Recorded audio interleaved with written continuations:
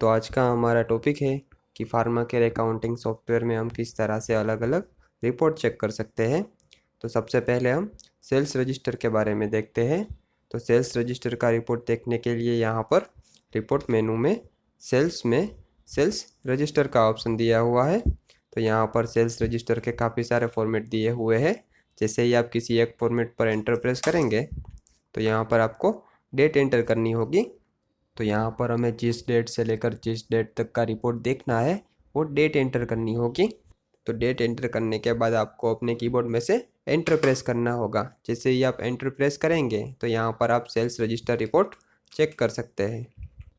अगर आप daily sales report देखना चाहते हैं तो यहाँ पर रिपोर्ट मेनू में सेल्स रिपोर्ट में डेली सेल्स का ऑप्शन दिया हुआ है। जैसे ही आप यहाँ पर एंटर प्रेस करेंगे तो यहाँ से आप डेली सेल्स रिपोर्ट चेक कर सकते हैं। तो सेल्स रजिस्टर के बाद अब हम परचेस रजिस्टर चेक करते हैं। तो परचेस रजिस्टर चेक करने के लिए यहाँ पर रिपोर्ट मेनू में जीएसटी रजिस्टर में जीएसटी परचेस रजिस्टर का ऑप्शन दिया हुआ है। तो यहाँ पर जीएसटी परचेस रजिस्टर के दो फॉर्मेट दिए हुए हैं। जैसे ही आप कोई एक फॉर्मेट पर एंटर प्रेस करेंगे तो यहाँ से आप जीएसटी परचेस रजिस्टर चेक कर सकते हैं। तो जीएसटी परचेस रिपोर्ट के बाद अब हम स्टॉक स्टेटमेंट चेक करते हैं। तो स्टॉक स्टेटमेंट चेक करने के लिए यहाँ पर रिपोर्ट मेनू में स्टॉक रिपोर्ट में प्रोडक्ट लेजर में स्टॉक स्टेटमेंट का ऑप्शन दिया हुआ है।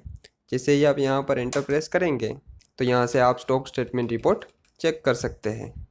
उसके अलावा यहाँ पर एक क्लोजिंग स्टॉक का ऑप्शन भी दिया हुआ है। जैसे ही आप यहाँ पर क्लोजिंग स्टॉक पर क्लिक करेंगे तो यहाँ पर क्लोजिंग स्टॉक की मेथड ओपन हो जाएगी। अगर आप अपना closing stock last purchase rate के हिसाब से रखना चाहते हैं तो यहाँ पर last purchase rate option select कर लेना है। अगर आप अपना क्लोजिंग स्टॉक लास्ट एमआरपी के हिसाब से रखना चाहते हैं तो यहाँ से लास्ट एमआरपी ऑप्शन सिलेक्ट कर लेना है। और यहाँ पर एक एक्चुअल रेट का ऑप्शन भी दिया हुआ है। अगर कोई आइटम में 2 एमआरपी का स्टॉक है तो उस हिसाब से परचेस रेट कैलकुलेट कर लेगा। तो यहाँ पर आप जो भी मेथड सिलेक्ट करके ओके बटन पर एंटर प्रेस करेंगे तो क्लोजिंग स्टॉक उस मेथड में चेंज हो जाएगा। और उसके बाद हम लास्ट में एक्सपायरी रिपोर्ट के बारे में देखते हैं। तो एक्सपायरी रिपोर्ट चेक करने के लिए यहाँ पर रिपोर्ट मेनू में स्टॉक रिपोर्ट में बैच एक्सपायरी में एक्सपायरी डेट रिपोर्ट का ऑप्शन दिया हुआ है। जैसे ही आप यहाँ पर एंटर प्रेस करेंगे तो यहाँ पर हमें डेट एंटर करनी होगी। तो यहाँ पर हम 1/9/2020 से लेकर 1/9/2026 की डेट एंटर कर देते हैं और डेट एंटर करके ओके बटन पर एंटर करते हैं। तो जैसे ही आप ओके बटन पर एंटर प्रेस करेंगे तो यहाँ से आप एक्सपायरी डेट रिपोर्ट चेक कर सकते हैं।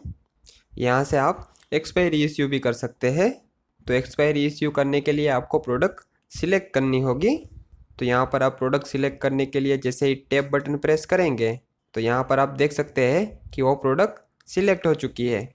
आप यहाँ से मल्टीपल प्रोडक्ट भी सिलेक्ट कर सकते हैं।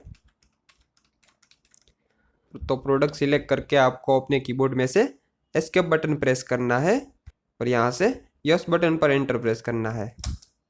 तो यहाँ पर आप वाउचर डेट और सीरीज एंटर करके जैसे ही ओके बटन पर एंटर प्रेस करेंगे तो एक्सपायरी इश्यू वाउचर क्रिएट हो जाएगा। और आप वो वाउचर देखना चाहते हैं तो यहाँ पर ट्रांजैक्शन मेनू में स्टॉक एंट्री में एक्सपायरी इश्यू का ऑप्शन दिया हुआ है। जैसे ही आप यहाँ पर एंटर प्रेस करेंगे तो यहाँ पर आप एक्सपायरी इश्यू के वाउचर देख सकते हैं।